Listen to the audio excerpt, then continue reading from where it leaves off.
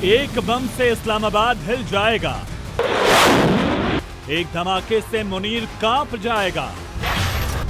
क्यों?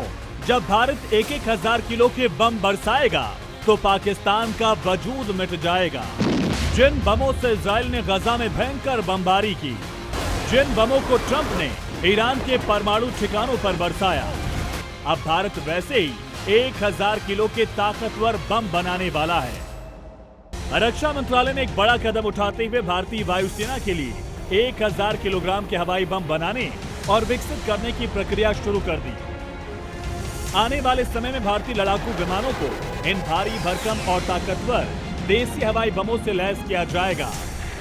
ये बम कितना खतरनाक होगा इसे ऐसे समझा जा सकता है कि इसे अमेरिका के MK-84 बंकर बस्टर बमों से कंपेयर किया जा रहा है। MK-84 1000 किलो के बम हैं।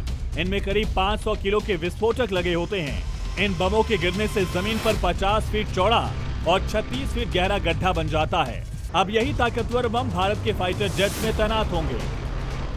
लेकिन भारत में बन रहे 1000 किलो के बमों में ये खासियत होगी कि ये गाइडेंस किट से लैस होंगे, यानी इन्हें दुश्मन देश में अंदर तक हमला करने में सक्षम बनाया जाएगा। भारी भरकम बम बनाने के प्रोजेक्ट को 2 चरणों में पूरा किया जाएगा। पहले फेज में बम के 6 अलग अलग प्रोटोटाइप तैयार किए जाएंगे। इस प्रोजेक्ट को पूरा करने के लिए 2.5 साल का वक्त दिया गया। इस बम को बनाने में 50% स्वदेशी सामग्री का इस्तेमाल किया जाएगा। प्रोजेक्ट पूरा होने के बाद भारतीय वायुसेना ऐसे 600 बम खरीदेगी। इस बम की खासियत ये होगी कि ये रूसी, फ्रांसीसी और भारतीय तीनों प्रकार के फाइटर जेट्स में लगाया जा सकेगा और समय आने पर तीनों तरह के फाइटर जेट से दुश्मन पर दागा भी जा सकेगा। लेकिन भारत के इस 1000 किलो के बम के बारे में सुनकर पाकिस्तान बौखला गया। पाकिस्तान के हुक्मरान उल जुलुल बयान देने लगे हैं। ये है पाकिस्तान के रक्षा मंत्री ख्वाजा आसिफ। वैसे तो ये अपने बड़बोलेपन के लिए पहले से जाने जाते हैं, लेकिन अब हालात पागलपन तक पहुंच चुके हैं। एक तरफ देश दिवालिया होता जा रहा है और दूसरी तरफ रक्षा मंत्री ख्वाजा आसिफ भारत को धमकी देने में बिजी हैं। अपने नए बयान में ख्वाजा आसिफ ने कहा, भारत ने अब हमला किया तो हम कोलकाता तक जाएंगे। दरअसल ख्वाजा आसिफ भारत के रक्षा मंत्री राजनाथ सिंह के बयान से बौखलाए हैं। राजनाथ सिंह ने कहा था कि पाकिस्तान कोई दुस्साहस करेगा तो निर्णायक जवाब दिया जाएगा।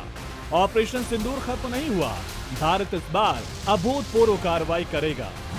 इसी बयान पर बौखलाए पाकिस्तानी मंत्री अपनी हैसियत भूल गए और पाकिस्तानी सीमा से 2000 किलोमीटर दूर कोलकाता तक हमले का सपना देखने लगे।